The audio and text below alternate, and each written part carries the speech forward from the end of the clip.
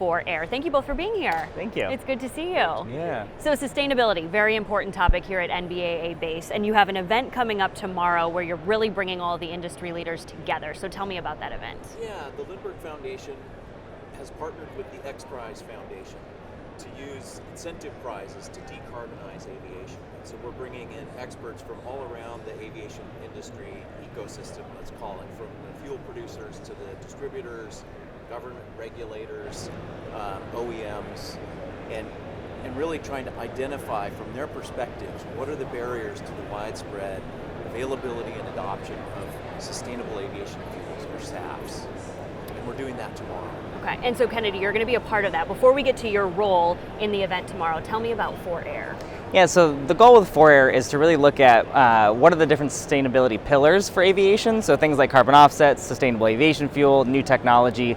Each of these have a place to play on the journey of to sustainability for aviation. So we'll find different operators, different FBOs, airports, even airlines, and try to help them find that program for them either through a voluntary program around these different pillars or through regulatory compliance with more emerging kind of regulations within Europe, trying to find a way to bridge those two into kind of a cohesive program for them. So then tell us a little bit more about your role with this event tomorrow. Yeah, so it's perfect. I mean, our whole goal is to find what those key turn points are. So what do we need to get a airline involved into sustainable aviation fuel? What documentation do you need? What kind of reporting do you need? Same for an operator. What enables them to uplift more around sustainable aviation fuel? So developing some of these different metrics and ways to evaluate those different solutions. We're going to be talking a little bit more about how to evaluate, how to compare these different solutions and find the right path forward. Who are your customers for For Air? So really worked with everybody across the space. We like to say if you have a footprint in aviation, we can help you. So maintenance organizations, OEMs, operators are a big one, corporate flight departments, even individuals and even small airlines.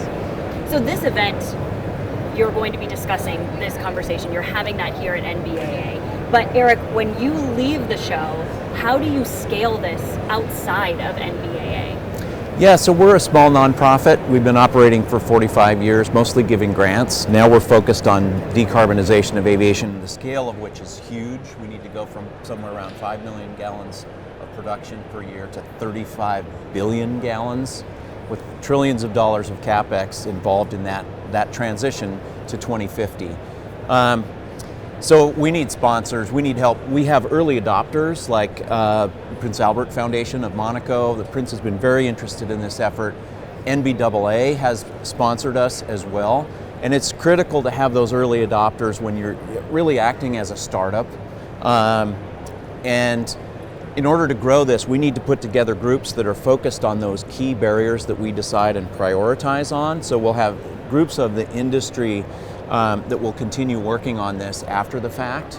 And as we build towards those prizes, we'll start to identify the prize sponsors who bring in a $10 million or $20 million prize and to really accelerate our movement through that barrier.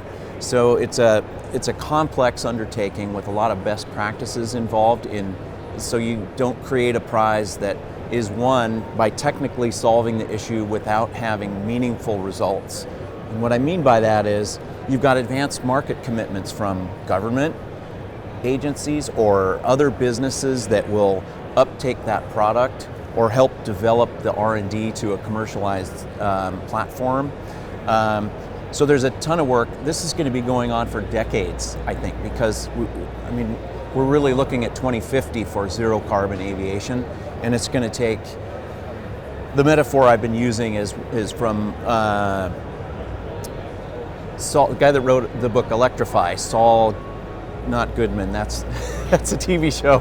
Anyway, that this is going to take an effort similar to World War II in the scale and scope and mobility, except everybody's fighting on the same side to transition not just aviation, but the world to sustainable fuels.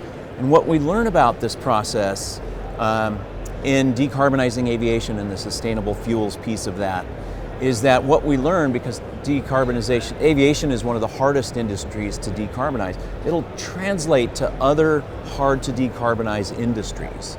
And so aviation is highly motivated to solve this issue. And we can work as an advanced research ecosystem, again, I'll use that word, to help bring the rest of the world up to that zero carbon standard eventually. And I love that metaphor. We're used to doing impossible things in aviation and solving the impossible question. Yeah. And how important is this? When we're having this conversation, this event tomorrow, how important is it? Yeah, I mean, I think it's really about the future of the industry. I mean, we're seeing this, from all angles. So people within it, people's families, people, media out there, and then government regulation. It's coming from all sides. So we really need to build out, programs and start to answer these ourselves, because it's really coming from every stakeholder out there that this is important. Yeah, it's the future for our kids if they want to travel and have a planet to travel on. My grandfather, Charles Lindbergh, won the $25,000 Orteig Prize for flying nonstop from New York to Paris. Changed the world. It was a step change in aviation, not just an exponential change. It really changed the world. We did that again for spaceflight, the Ansari X Prize, launched in 1996 to 2004 when it was won, and that jump-started the private spaceflight industry. We want to do that again for aviation because we love aviation.